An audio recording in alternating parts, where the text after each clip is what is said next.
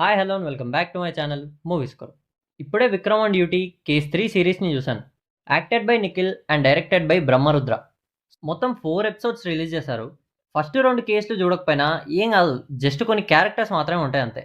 ప్రతి ఫ్రైడే కొత్త కొత్త కేసుతో వస్తారంట, కానీ కొంచెం సిరీస్ లాగా తీస్తే చాలు నాకైతే. మరీ సీరియల్ లాగా అంటే కష్టమే. సిరీస్ చూసిన తర్వాత నాకైతే ఒక్కటి అనిపించింది, అప్గ్రేడ్ అయ్యారు. లాస్ట్ టైం కేస్ 2 చూసినప్పుడు షార్ట్ ఫిలిం లాగా అనిపించింది, కానీ ఈసారి కేస్ 3 చూసిన తర్వాత సీరియల్ రేంజ్కి వచ్చారు. చాలా మంచి ఇంప్రూవ్మెంట్ ఇది. సో సిరీస్ చూసిన తర్వాత నాకైతే అంత ఇంట్రెస్టింగ్ ఏమో అనిపించలేదు. జస్ట్ ఏదో పోతూ ఉంటుంది అంతే. అనవసరమైన సిచ్యువేషన్స్లో పెద్ద పెద్ద బీజిఎమ్స్ పెట్టి చికాకు తెప్పించారు.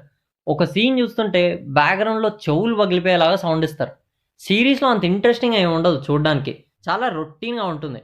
అసలు ఇది సిరీస్ అని చెప్పడానికి ఒక్క ఫ్యాక్టర్ కూడా ఉండదు. లైటింగ్, సినిమాటోగ్రఫీ, మేకింగ్ ఏది బాగాలేదు, అంతా డొల్లే. సో స్టోరీ విషయానికి వచ్చేస్తే ఈసారి కేస్ 3 ఏంటంటే ఎవరో అన్నోన్ గ్యాంగ్ హాస్పిటల్లో ఉన్న చిన్నపిల్లల్ని కిడ్నాప్ చేస్తారు. సో ఎవరు కిడ్నాప్ చేస్తారు, ఎందుకు కిడ్నాప్ చేస్తారో అని తెలుసుకోవడానికి ఈ స్టోరీ.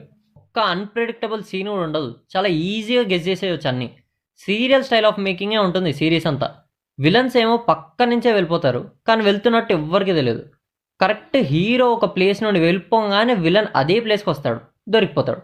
అసలు ఇన్వెస్టిగేషన్ చేయాల్సిన అవసరమే లేదు, అంత ఈజీగా జరిగిపోతుంది, టెన్షన్ తీసుకోవాల్సిన అవసరం లేదు. చాలా రొటీన్గా అండ్ రెగ్యులర్ స్క్రీన్ ప్లేతోనే ఉంటుంది. సో సింపుల్గా సిరీస్లో ఉన్న నెగిటివ్స్ ఏంటంటే regular story telling and screen play ఉంటుంది, అండ్ టెక్నికాలిటీస్ అయితే చాలా వీక్ ఉన్నాయి అసలు. ఒకవేళ regular type screen play story ఉన్నా పర్వాలేదు, సీరియల్ లాగా తీసినా పర్వాలేదు అనుకుంటే చూసేయండి. Watch at your own risk. ఒకవేళ వీడియో నచ్చితే లైక్ చేసి ఛానల్ని సబ్స్క్రైబ్ చేసుకోండి.